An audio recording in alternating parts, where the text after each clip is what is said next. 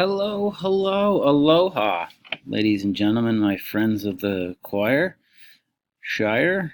Hey, activity 38, Abercrombie and Fitch 2.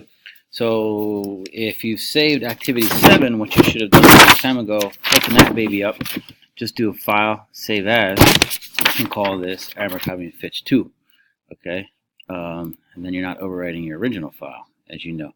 Okay, so you're just changing some decimals to dollar signs and making some decimals here.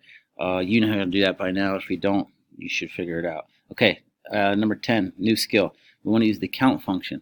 All right, so if I were to told you to count all the menswear that you have, 1, 2, 3, 4, 5, 6, you could easily just count it. 1, 2, 3, 4, 5, 6, 7, what is it, 10, and you can just put a 10 here. But imagine if you had thousands of items of clothes and you needed to know how many items you had. Excel would come to the rescue and make it super easy. So to use this count function, just put your cursor here, right? And you just go to count, boom. And it took a guess. Do you want to count this? Yes, I do. So we have 9 items. Same thing here. So instead of wasting time counting through each item, you just go like this, count, voila, 11 items here. Pretty simple, right? And these aren't formatted correctly, but I'm just showing you how to do it. Okay, next is pretty easy. Excel changed everything up. They used to have tables made a little bit differently. So anyway, long story short, what you want to do is just format this whole thing as a table. Okay, and in order to do that, oh sorry, I forgot to go over H and I with you. So I skipped H and I. So let's go back to 6 real quick. 6 is pretty simple. You should know how to do that, right? You're just taking the selling price minus the unit cost. So, just equal the selling price, minus the unit cost, and that's your dollar markup. And then the percent markup is just your dollar forgot to equal that, and just divided by your unit cost, right?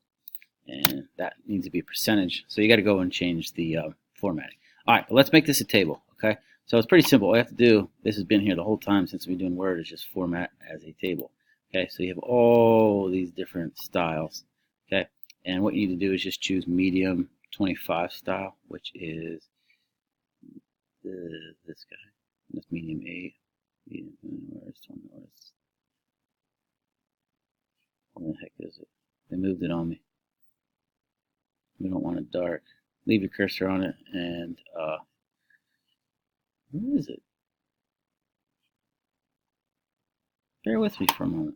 So I'm back. I don't know where the heck medium 25 went, but it's on your computer. But anyway, so as I was saying, I forgot to tell you, you need to highlight what you want to create into a table, and then just go to Format Table, and then under the mediums and these darker ones, you'll see a medium 25. I have no idea where mine is, but anyway, I'm just going to choose light gray, medium 22, and it's going to ask you what range you want to do. This is the range. Click OK, and then it's going to put some columns up here. That's okay. Don't ignore these columns, but it makes your table look pretty nice pretty quickly without having to change all these rows. All right, so that's activity 38, Abercrombie Fitch 2.